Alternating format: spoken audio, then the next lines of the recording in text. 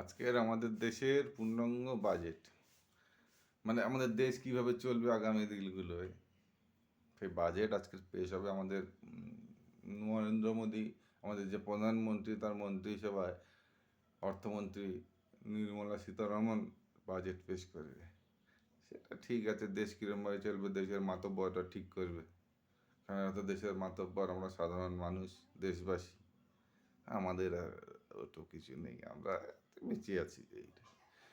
কিন্তু সকালবেলা টিভিটা খোলার পর বাবা, যে নাটকগুলো নিউজ চ্যানেলে দেখতে পাচ্ছি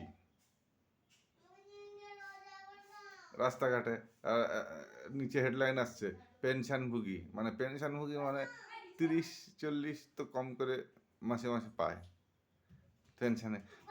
আরে দাদা, এই বাজেটটা আপনার কি হলে কি হয়? সে বলছে সব ঠিক আছে, এই বাস ভাড়াটা একটু কম হলে ভালো হয়, সরকারি বাস ভাড়াটা ঠিক আছে, প্রাইভেট বাস ভাড়া কম হলে ভালো হয়, জিনিসপত্রের দাম একটু কম হলে ভালো হয়। তারপর আরেকজনকে চাকরিজীবী, সে কর্পোরেটের চাকরি করে, 65-70 হাজার টাকা মাইনে হয়।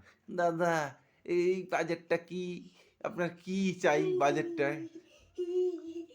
বলছে এ সব ঠিক আছে, এটি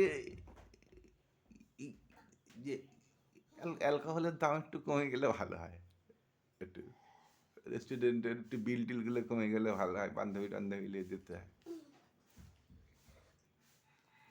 আরে ভাই, আমাদের দেশের মানলাম 140 কোটি জনসংখ্যা,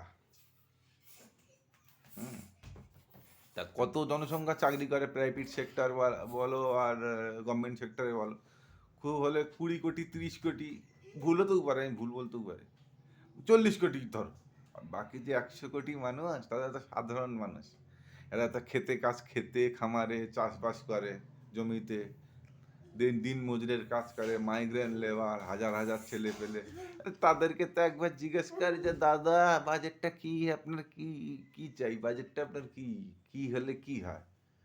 তাদেরকে জিজ্ঞেস করে, তারা বললে তো তারা তো কিছু জানে, তারা তো খাটতে খাটতে তাদের জীবন শেষ। সকাল 7টা-8টার থেকে যাবে কাজ করতে, রাত 7টা-8টা পর্যন্ত। তাদেরকে একবারে এইসব নিউজ চ্যানেলটা জিজ্ঞাসা করে না, দাদা বাজেটটা কি হবে?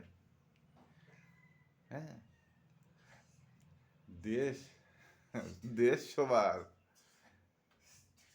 কিন্তু